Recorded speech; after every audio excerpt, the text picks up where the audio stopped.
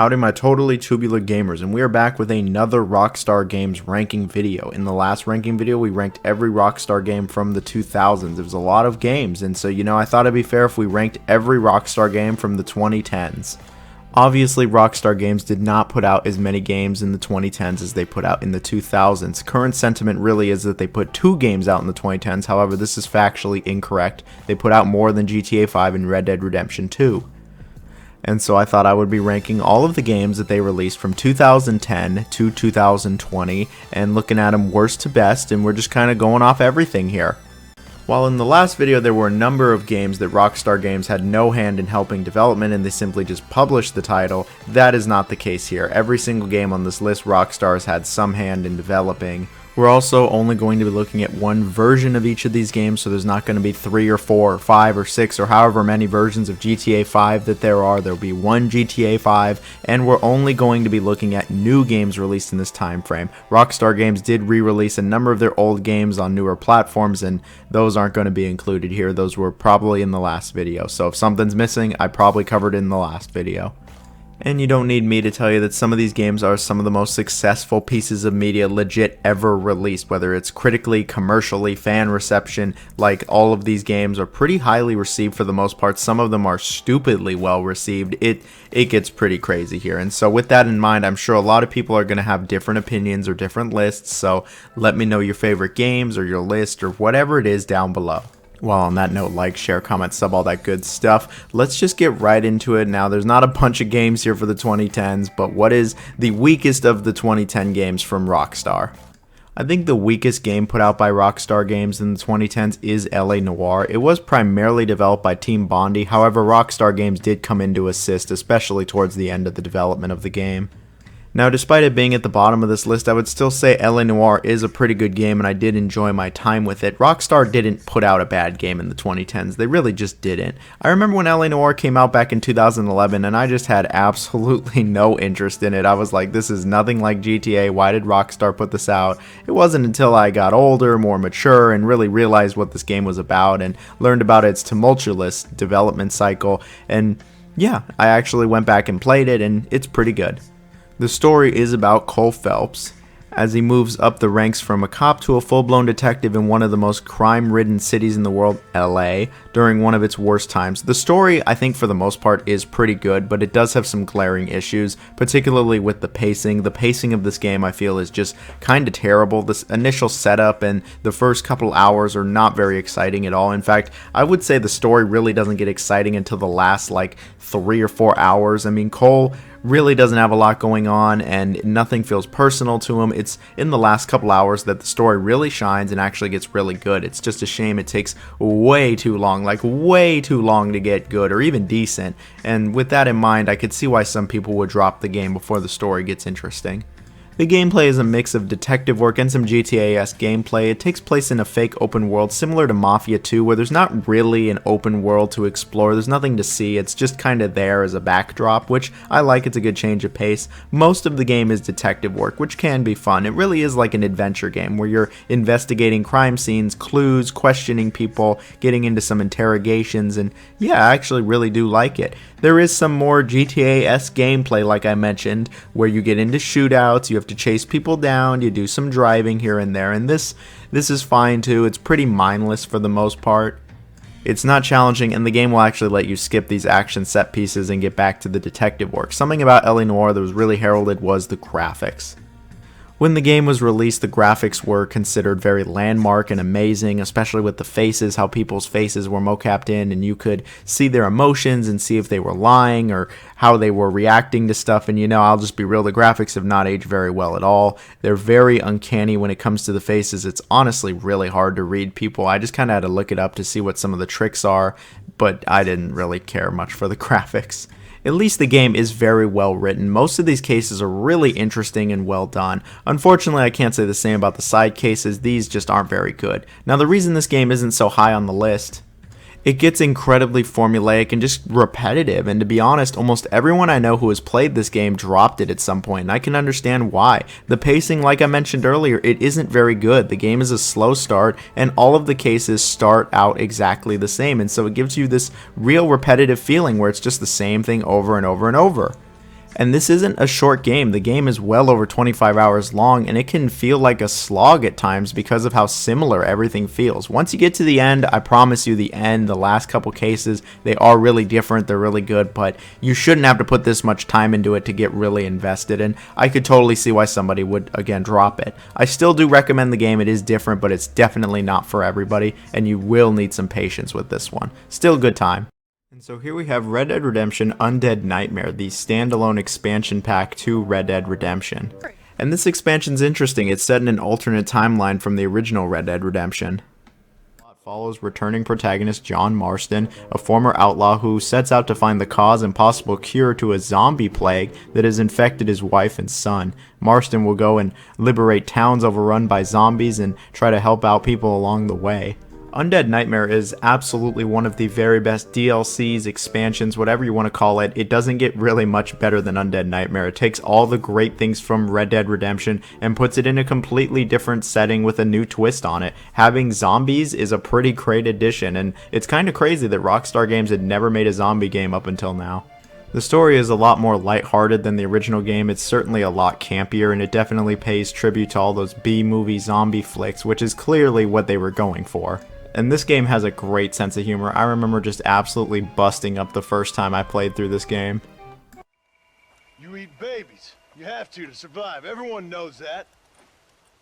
Ain't your fault. We eat berries and mushrooms, you fool. You eat babies. Now when it comes to the gameplay, it is pretty much just Red Dead Redemption. I mean, this is a standalone expansion for it. I would expect it to be pretty similar. It is that open world gameplay you know and love, where you can explore to your heart's content, do some main missions, or go off and do side missions. There's hunts, there's mystical creatures to find, and of course fending off lots and lots of zombies. A lot of the mission types return from the original game, only now they've got a nice zombie twist on it. For example, in the original game you would hunt fugitives. Here, you're trying to rescue family members from zombies, but it's basically the same kind of objective. There is some variance when it comes to the zombies. You're not just fighting the same type of zombie. Sure, these are all pretty generic when it comes to the zombie genre, but it's nice that you're killing more than one type. John himself has new weapons as well. He gets zombie bait, he actually gets holy water, and then gets a blunderbuss of all things, and you can use zombie parts as ammunition. Isn't that cool? John can even ride undead horses. He summons them with a whistle. He can summon them like Geralt with Roach from Witcher 3, only this was like way before. You can even find the 4 horses of the apocalypse, which is pretty cool. The game's campaign is actually a pretty decent length. It's not over and done with really quick, especially if you do the side content. You can actually get quite a bit out of this. They even added some new multiplayer stuff to it as well. There was 2 new multiplayer modes, and there was of course a bunch of cosmetic crap. I only played a little bit of this back in the day, but I remember it was fun. Undead Nightmare would be Rockstar's last single-player expansion, which really is a shame because I think this is a great game and it's totally worth playing, especially if you love Red Dead. And so here's the often forgotten Max Payne 3, released in 2012, and this was actually developed by Rockstar Games and not Remedy Entertainment, and that brought some differences. For starters, the story is a lot more in-depth. There's a lot of cutscenes in this game, a lot of voice acting. The comic book style of the original game is gone. The game is a lot longer, and the game actually featured multiplayer that was played pretty regularly, at least when it came out. The gameplay, though, was pretty much what you've come to expect from Max Payne, but with some modern touches. You could obviously take cover, but a lot of the game was still running around in bullet time trying to kill everyone, and just trying not to be gunned down yourself, taking lots of painkillers, tons of weapons that you're just destroying these dudes with, and the occasional set piece that makes for a really engaging time. Max Payne 3 really has 2 parts to it. It has the part where Max is dealing with his past, so a big part of the game does take place in the past, and that was always a big part of Max Payne, was him dealing with his past, and the other takes place in modern day, or at least modern day 10 years ago. This sees Max going through a legit midlife crisis as he's retired from being a cop. He shaves his head bald, and he goes to be a private security contractor in South America, and well, he fucks up a lot and has to kill a lot of people, and I'll just leave it at that. I think the story is actually very well done. I don't think it's as good as the original Max Payne story, but I think it is a little bit better than the second games. I think they really understood what made Max Payne, especially when it came with the story, and I think that the way he copes with his past is a lot more believable than it was in the first 2 games, and it's not to the point where it's almost like a comic book, and it's definitely got that Rockstar influence on it.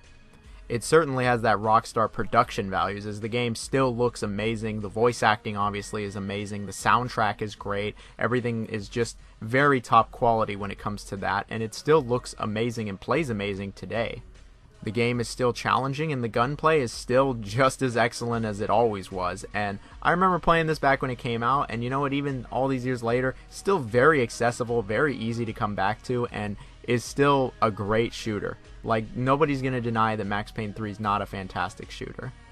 The game is also the longest of the Max Payne games. However, I will say that this is a bit of a cheat, because unfortunately you can't skip the cutscenes in Max Payne 3, which really decreases the replay value in my opinion, as there's a lot of moments in this game that are very story heavy, very like narrative driven, and if you've already seen it, you kind of just want to get to the part where you're just killing everybody, and this game doesn't really let you do that. It makes you go through the story every single time, so that's definitely a detriment. That and some of these whack ass filters, like what the hell is this shit? What is this, 2010? Well, yeah, it is, but still, if you're looking for a violent, gory, dark narrative focused third-person shooter, it doesn't get much more than that with Max Payne 3. And here we have arguably the best Western game ever made, Red Dead Redemption, released in 2010, and this game's great for a number of reasons.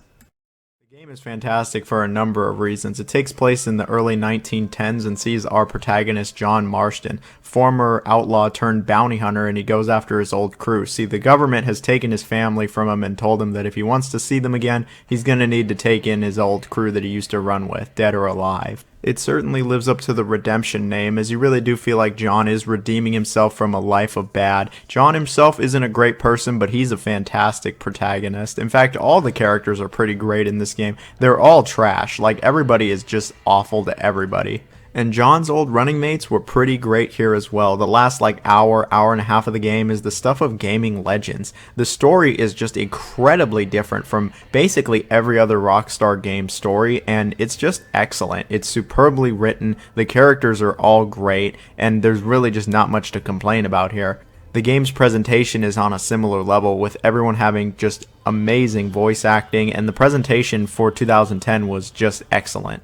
Now, when it comes to the gameplay, I know some people are quick to say, it's just GTA in the Wild Wild West. Well, I don't think it's just GTA in a Western setting. This game is still obviously an open world and plays to a lot of Rockstar's strengths, but it is quite different actually than GTA. Yes, it does take place in an open world, and you can basically do whatever you want. You can either help people, you can do the main missions, you can veer off to the side and do some side content, you can do hunting, or you can just be a complete asshole and start killing everyone and get the cops on you. Yes, there are some similarities to GTA, but at some point every open world game has similarities to GTA. Now, I think the world of Red Dead Redemption, the whole Western setting, and really just again how the world was designed, I think is just great. There's a lot of open space, and it definitely feels unique. But the general gameplay loop is pretty simple. You go and talk to an important NPC and they give you a mission. These missions are usually very linear and straightforward, and most of the time involve you getting into a shootout with people. There are plenty of other side missions, but they don't deviate all that much from the main missions, and you aren't just shooting up people, as there are some other objectives that do show up, but yeah, majority of the time you just go somewhere and shoot the place up. When it comes to the gunplay, it is pretty solid. It runs off GTA 4's engine and feels a bit like GTA 4 in terms of movement and controls, but it's nowhere near as slow or heavy, and I didn't get that feeling like I was underwater. No, it felt a lot snappier and quicker. All the weapons are obviously akin with the times, and they all feel really good. They all pack a really good punch. They actually do feel different from each other for the most part, and it is very satisfying to, again, like Revolver, just blow people away with a gun. The game does have Deadeye, and Deadeye is much better and much more satisfying in this game. It is just a blast to just totally own somebody with it. There's actually a pretty good cover system here. It's way better than, say, Revolver's or GTA 4's. I actually quite liked it, and when it comes to Red Dead Redemption being a third-person shooter, I think it's one of the best. I think it's a great third-person shooter. The duels return here from Revolver, and like Revolver, I'm still not very big on them, but they're certainly better here. When you aren't getting into gunfights, you're usually riding your horse all around, and you know, I think riding your horse actually is pretty good in this game. You never ride it for too long, and all the horses feel pretty nice to ride. They can go pretty fast. You even get to do some races with them. Now, while I love Redemption, I'll be the first to admit that it does have some issues. The frame rate can get pretty choppy when things get crazy. There are a number of glitches, and the game did crash on me a few times. But the pacing can be a bit slow. The first couple hours of the game really aren't all that exciting, like when you're herding the cows or just kind of interacting with characters and doing the smaller tasks. You have to wait a little bit for the game to ramp up, and when John goes to Mexico, I really wasn't that big on this area either. Even John himself questions why he's doing this. And of course, like every Rockstar game, there's a couple missions here that I just really am not a fan of. I mean, every Rockstar game has missions that aren't that great, but most of the missions are pretty great here, and the pacing all around is actually really good. The game isn't stupidly long either. It doesn't take forever. It's actually a pretty decent length, about 10 to 15 hours. And the game had pretty great multiplayer. I remember having a lot of fun with it many years ago, and I think the multiplayer was honestly better than Red Dead 2's online. But Redemption really is a fantastic game. It's one of my favorite games by Rockstar and probably one of my favorite games ever. And if you somehow have not played it at this point, you really ought to try it because it's just a great game. And here is Red Dead Redemption 2, one of the most critically acclaimed games of all time, and I don't even know what to add to the conversation at this point. Red Dead Redemption 2 is just one of the very best open world games and arguably one of the best games ever made. It does so many things right, and while it does do some things that I'm really not a fan of and I know a lot of people don't like, it just does so much right still. And I think most people can agree at the very least that the game has an insane amount of detail to not only its open world but its story, its characters, and really just about everything. This is an incredibly detailed, rich experience. Now, when it comes to the story, I really do have the highest, and I do mean the highest praise for its story, its characters, how the characters develop, the writing, the world, the voice acting and direction of the voice actors. Like, it is just fantastic stuff. It is superb stuff here. The game is a prequel to Red Dead 1 and takes place many years before. It's about Arthur Morgan. He's in the Vanderling gang run by Dutch Vanderling, a group of infamous outlaws who have basically been run out of most of the country for just committing crime, and they're trying to get one last big score and then escape the law. Along the way, they gotta deal with those Pinkertons and those goddamn O'Driscolls. But there is a ton of more issues besides those two, and the story just has so many layers to it, and Arthur Morgan, I got nothing but amazing things to say about Arthur Morgan. He is the best character Rockstar Games has ever made, from the writing to how deep his character is, how he changes throughout the game. His entire arc is just phenomenal. The story would be great without him, but with him it just becomes amazing. And sure, there are some people that don't love the story a ton and they go, oh, it's just a prequel, we know what's going to happen if we played the first game. And yeah, that's a fair point, but I just really loved the story and I really love what happens, and I just really was engrossed the whole time by it. It is easily my favorite aspect of the game, is the story, the characters, the world, all of that. It is just so good. When it comes to the gameplay, it's very similar to the first game, but heavily, and I mean heavily, expanded on. Obviously the game is much larger, much longer, with a ton more detail to it. But yeah, it still is an open world game where you explore around this huge world, you interact with NPCs, you do missions for them, you do some side missions, and get into a ton of shootouts. This game has a bunch of other side activities besides shooting people though.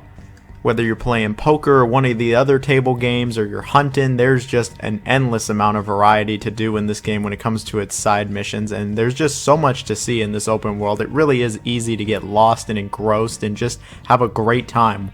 But when you are shooting people, it's pretty great. The shooting feels superb. It's the best that any Rockstar game has probably felt in terms of controls, only matched with GTA 5. It feels really snappy. It's really satisfying. A lot of the weapons feel very different. There's a good range of weapons here.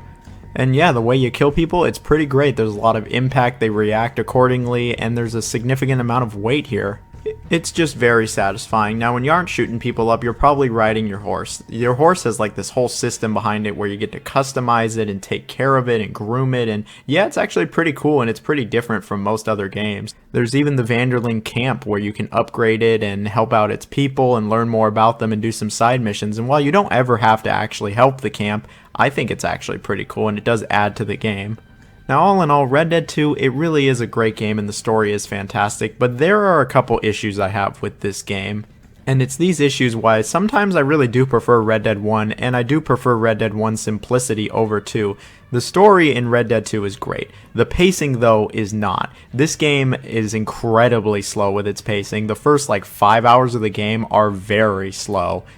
and everything feels incredibly drawn out. Everything feels like it just goes on a little too long, and I wasn't a fan of Gwarma at all. And speaking of drawn out, I think the game honestly is too long. I think it goes on much longer than it should have. I mean, the game took well over 40 or 50 hours to finish, and I just don't think it needed to go that long. I think it can get a bit repetitive because it's so long. And I think most people can agree that, yeah, it's a little too long. I know a number of people that just never finished the game because they were like, I put like 30 or 40 hours and I'm still not done. I'm just going to drop it, which is unfortunate, but that is the case with such a long game. And I know a number of people dislike a lot of the realistic elements of this game, and you know, I kind of dislike it too. I think that a lot of it is unnecessary, and it's also very inconsistent with its realism. And there are plenty of videos that go over this in much more depth, like Nakey Jakey, who I recommend. I'm just going to say the realism is inconsistent, and I think there's just way too much horse riding. It shouldn't take you like 5 to 10 minutes to go from location to location. It just takes too long, and a lot of the game is just kind of boring horse riding. It's fine for the first couple hours, then you realize 30, 40, 50 hours in, you're still just doing basic horse riding. Yeah, it just goes on too long. But aside from the length and the pacing, I mean, it's still a great game. There's also the RDR2 online, known as Red Dead Online, but I never got into this like at all. I thought it was really grindy. I didn't like the microtransactions, and it seems to be basically dead at this point in terms of updates. There's plenty of people still playing it, but it just never stuck with me. Single player's pretty great though. It's one of the most detailed open worlds ever with a fantastic story, great gunplay, and while it does have some issues, it still is one of my favorite games of all time, and I still really do love the characters. I know some people in the comments are probably going to be debating whether Red Dead 1 or 2 is better, but on this day I'm choosing Red Dead 2. Either way though, both are fantastic games, both are definitely worth experiencing, and some of Rockstar's best. Come on, did you really think it was going to be something else? Like, really? Did you really think it was going to be a game that wasn't GTA 5? Of course it's GTA 5. It's not even like a game anymore. It feels like a dynasty. It's just taken over, and it's taken over not only Grand Theft Auto, but Rockstar Games as a whole. And really, at this point, what is there left to say about Grand Theft Auto 5 that hasn't already been said? Whether it is the amazing story, the great characters, the excellent writing, the really good attention to detail, or just the awesome single player, or now shit, the really expansive, extensive multiplayer that is GTA Online, Grand Theft Auto 5 has just become one of the very best games ever created, and it's clearly one of the most successful games ever made as well. It has it all, and I remember when this game came out, it had a stupid amount of hype behind it. Everybody at school was talking about, like everybody was talking about it, because when it came out, it just blew people's minds. It was the next Grand Theft Auto, and it was maybe the best campaign of them all. The game takes place in San Andreas, mostly Los Santos though, and it's about 3 different characters coming together. It's about retired bank robber Michael DeSanta, street gangster Franklin Clinton, and drug dealer / gun runner Trevor Phillips, and their attempts to commit heists while under pressure from a very corrupt government agency and some evil people. When it comes to the story, the characters, the writing, the world, all of it, it's just beyond fantastic. Like, it really is some of Rockstar Games' best. I know I've said that a bunch in this video, but it really is just fantastic when it comes to the characters and the writing and how they act. They have so much depth to them. They're all so interesting, and they all have really good backstories. They all go through really interesting arcs also. All of these characters are just really great, and it's not just the main 3 that are great, but the villains are really good, and then all the other side characters are just great. Like my man Lamar, he's awesome. I see you at work. Oh, nigga, don't hate me because I'm beautiful, nigga. Maybe if you got rid of that old yee-yee ass haircut you got, you get some bitches on your dick. Oh, better yet, maybe Tanisha will call your dog ass if she ever stop fucking with that brain surgeon, the lawyer she fucking with, nigga. What? No, this game has become very iconic in pop culture for a number of different reasons, but one of the biggest reasons is the characters and the story. Like, it's just fantastic. Sweet Jesus. The hell are you doing? Oh, nothing. Are you taking a dump? Ah, why do you care, huh? The fuck is wrong with you? I got abandonment issue. There's really not a bad character here. Like, they're just all really well done. The world is really well done. There's just so much detail to this world. Like, in old games, you know, there was a fair amount of detail to the open world, but here, like, everything is incredibly detailed. You can go in so many buildings, and there's just so many little weird quirks and details, and there's just a ton to see here. It certainly has the biggest and most interactable open world that the series has ever seen, and it's one of the best open worlds in any video game ever, if not like just straight the best. Now, one of the key reasons this is my favorite GTA is because of how the game feels, how it handles, and how it controls. It is just basically perfect. It takes that overly realistic style of GTA 4 and kind of meshes it with San Andreas to get something in between that just feels excellent. It feels snappy, but it also feels fast and somewhat rooted in reality. It's not slow either. It just has a really great feel to it, whether you're running around or whether you're driving in the cars. It just all feels so awesome. Taking cover feels great. The gunfights are great. It is the best shooting that the series has ever seen, if not Rockstar Games in general. There's a ton, and I mean a ton of different weapons here, and there's plenty to take cover behind. You can take cover behind everything again. The handling of the vehicles is just superb. A lot of them feel really different, and no two vehicles feel exactly the same, and it's all just really good. It's like they took the excellent driving of Midnight Club and put it in here. Speaking of taking elements from their other games, every character has a special ability. So Michael has slow-mo, where it's like Max Payne. Trevor has rage mode, where it's just a rage mode, I guess. And then Franklin has slow-mo that is just straight ripped from Midnight Club, so you know Franklin's is my favorite because I love me some Midnight Club, but I really did like all the abilities, and I really loved how engaging this game was. Its open world is fantastic, and there's a ton of side stuff.